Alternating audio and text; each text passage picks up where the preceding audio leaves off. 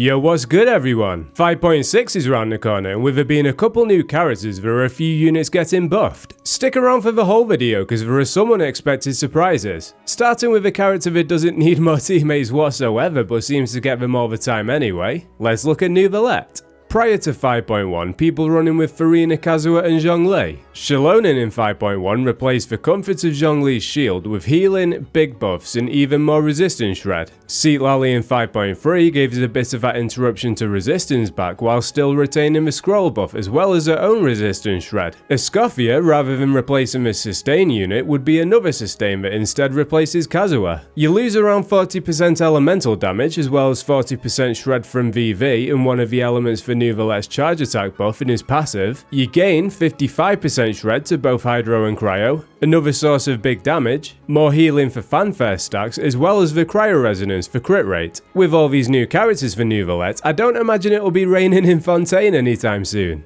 Come on, if you're a regular here, you know we're always looking for a way to shoehorn Candace in there, but escoffier gives Candace some genuine value. We don't have any Hydro Claymores, but with Candace's infusion we do, and escoffier is going to shred Hydro resistance by 55%. Infusing a physical unit with heavy hitting normal attacks like Eula into Hydro might not be the most meta team, but it'll be fun and it's a nice way to breathe some new life into some lesser used units. Fremine could be used in the same way too. I like that tank thing he has on his head because it reminds me of Bioshock, so I'm looking forward to giving him a go. In terms of story, it makes sense to tie water into his kit given the fact he's a diver. Running a freeze scene with Claymore units introduces the potential for Shatter too, which I don't think many people play, so it could be fun to experiment with. The biggest benefactor of this patch is probably Furina. She's one of a few units in the game that not only works with the two new characters, but she's in both of their best teams. I'd argue that too many characters are reliant on Furina and that they should try and switch things up a bit, but they continue releasing characters for her every patch. Sticking both Furina and escoffier in a team pretty much enables you to run any other Hydro or Cryo characters and clear all the content in the game. She also goes straight into Aether's best current teams too. Natlan has a lot of exploration units, and in the overworld at least, a lot of us swapped Furina out to accommodate them, so she'll appreciate being back under the spotlight. Escoffier likes to cook, Furina likes to eat, Aether brings Kakuku, winner winner chicken dinner. Another Fontaine character getting a buff is Wriothesley. Hoyo have slowly been letting him out of the Fortress of Meripede. First he got two new teammates in Mawika and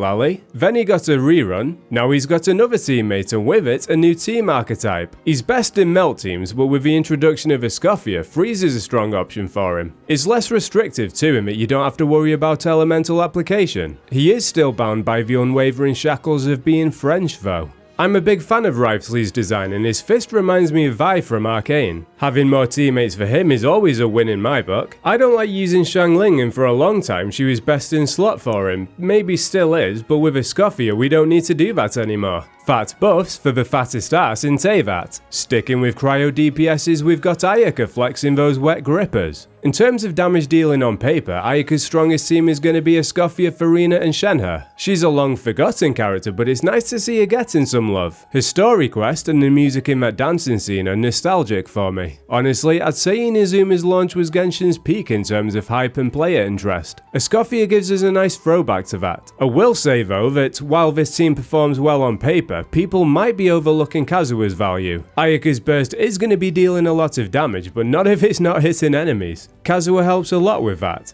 Imagine you using this team for the second half of the Abyss. You work through your rotation, pop Ayaka's burst, and whatever it is you're fighting against moves out of it. If you reset the chamber, you have to play the first half again. Fuck the shit out of that shit. If she does keep her burst on the enemy though, it'll be strong. Another elemental infusion character that people seem to have forgotten about is Chongyun. He's cryo, so he doesn't mess with Escoffier's 55% shred, which requires 4 cryo or hydro characters in the team. He also deals a decent amount of damage with his burst with a low energy cost, can hold 4-piece noblesse. Wolf's Gravestone gives the team attack too if you have it. One thing I'm excited to play around with though is his C2 reducing skill and burst cooldowns. His passive increases attack speed too. He's not meta and probably never will be, but with all the benefits Escoffier brings to the table, there's a reason to play him whereas there wasn't in 5.5.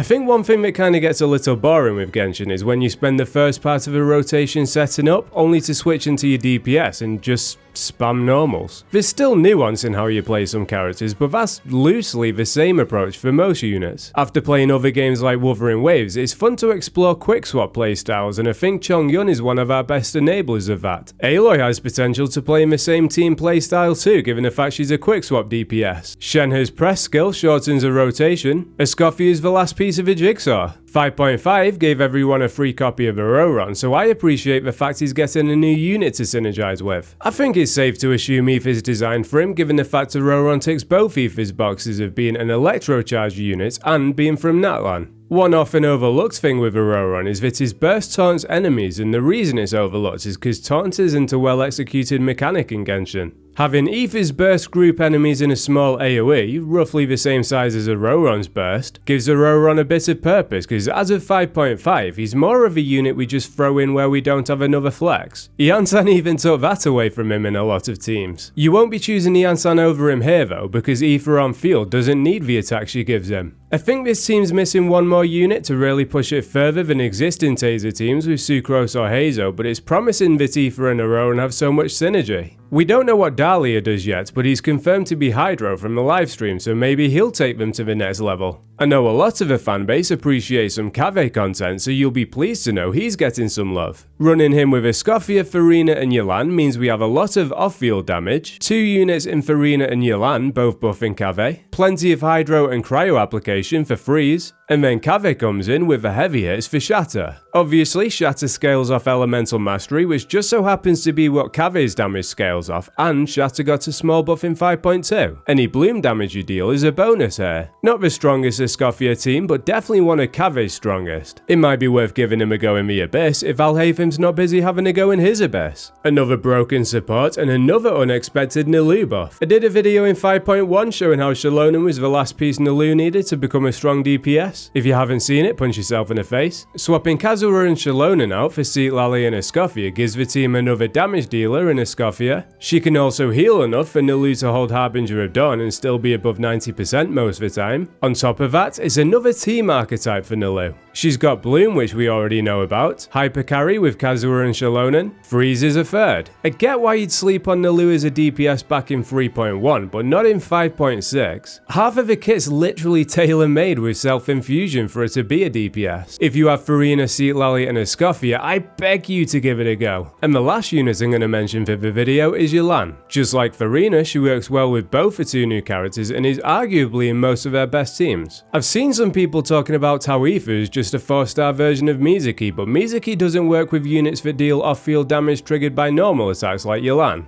Aoife does. Having an off-meta unit like Aoife is nice for Yelan, but having Escoffier is big for her from a meta perspective. For those that don't have Farina, or need to use her in the other half of the Abyss, in a Nouvellette team for example, having Escoffier and Yelan in a team feels like a cheat code. Overall, 5.6 is looking like a good patch for those who've been waiting for cryo buffs, and Aoife is a nice bonus for those lacking exploration units. If you liked this video, I'll put out Escoffier and Aoife guides over the weekend, and I'll be doing some showcase videos when 5.6 drops. Subscribe to the channel if you're interested in those, and take it easy.